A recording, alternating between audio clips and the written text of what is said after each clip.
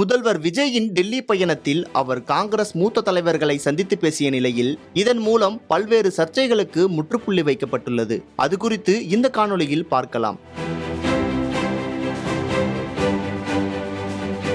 தமிழ்நாடு முதல்வராக பொறுப்பேற்ற முதல்வர் விஜய் முதல் முறையாக கடந்த மே 27 டெல்லி சென்று பிரதமர் மோடியை சந்தித்தார். அப்போது தமிழ்நாட்டின் முக்கிய கோரிக்கைகளை மனுவாக அவர் பிரதமர் மோடியிடம் வழங்கினார். அதனைத் தொடர்ந்து முதல்வர் விஜய் நிதியமைச்சர் நிர்மலா சீதாராமனை சந்தித்து தமிழகத்தின் வளர்ச்சிக்கான திட்டங்கள் குறித்து ஆலோசித்தார்.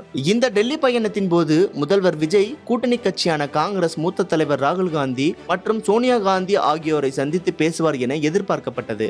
ஆனால் முதல்வர் விஜய் இறுதி வரை இவர்களை சந்திக்க தமிழ்நாடு திரும்பியது பெரும் சர்ச்சையை ஏற்படுத்தியது.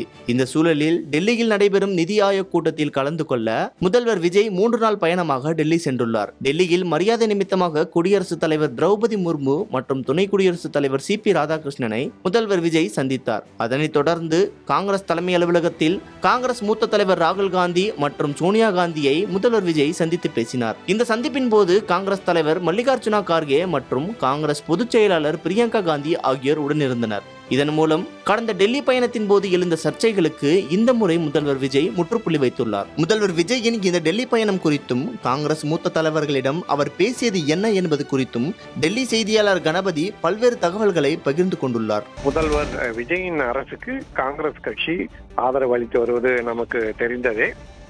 காங்கிரஸ் கட்சியின் சட்டமன்ற உறுப்பினர்கள் ஆதரவு அளித்து அவர்களிலே 2 அமைச்சர்களாகவும் தற்போது விஜய் அமைச்சரவையிலே இருக்கிறார்கள்.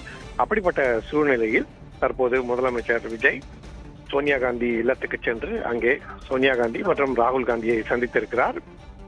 சென்ற முறை டெல்லிக்கு வந்தபோதே சோனியா காந்தி மற்றும் ராகுல் காந்தியை சந்திப்பார் என எதிர்பார்க்கப்பட்டது. ஆனால் அப்போது 2 நபர்களும் ஒரே நேரத்தில் சந்தித்து பேசக்கூடிய வாய்ப்பு அமையவில்லை என காங்கிரஸ் கட்சியை சேர்ந்தவர்கள் தெரிவித்தார்கள். அதாவது சோனியா காந்தி மற்றும் முதலமைச்சர் விஜய் சந்திப்பதற்கான வாய்ப்பு கிட்டவில்லை. ராகுல் காந்தி மற்றும் முதலமைச்சர் விஜய் சந்திப்பதற்கான சரியான சந்தர்ப்பம் அமையவில்லை.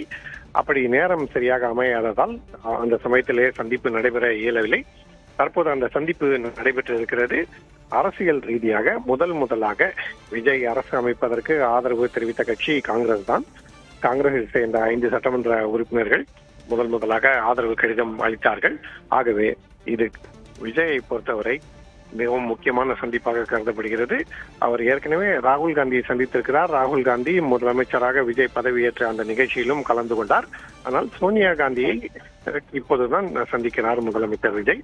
சோனியா காந்தி இல்லத்திலே சந்திப்பு நடைபெற்றிருக்கிறது. சமீபத்திலே காங்கிரஸ் கட்சிக்கு ஒரு மாநிலங்களவை உறுப்பினர் பதவியை தமிழக வெற்றி கழகம் வழங்கியிருக்கிறது. ஆகவே இப்படி 2 கட்சிகளுக்கும் இடையே உறவு பலப்பட்டு வரும் நிலையில் இந்த சந்திப்பு நடந்திருக்கிறது.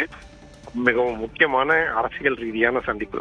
முதலிலே குடியரசுத் தலைவர் மற்றும் குடியரசு துணைத் தலைவர் ஆகியோரை சந்தித்தது மரியாதை நிமித்தமான சந்திப்பு. இது அரசியல் ரீதியாக மிகவும் முக்கியத்துவம் வாய்ந்த சந்திப்பு என்பதே டெல்லி அரசியல் வட்டாரங்களில் பேசப்படும் விஷயம். சென்ற முறை டெல்லி வந்தபோது இந்த சந்திப்பு நடைபெறாத சூழலில் இந்த முறை அந்த சந்திப்பு நடைபெற்றிருக்கிறது. மேலும் இன்னும் சற்று நேரத்திலே இந்திய கம்யூனிஸ்ட் கட்சியின் பொதுச் செயலாளர் டி ராஜாவை அவரது அலுவலகத்திலே முதலமைச்சர் விஜய் சந்திக்க இருக்கிறார். இப்படி 2வது அரசியல் சந்திப்பு இன்னும் சற்று நேரத்தில் நிகழ இருக்கிறது.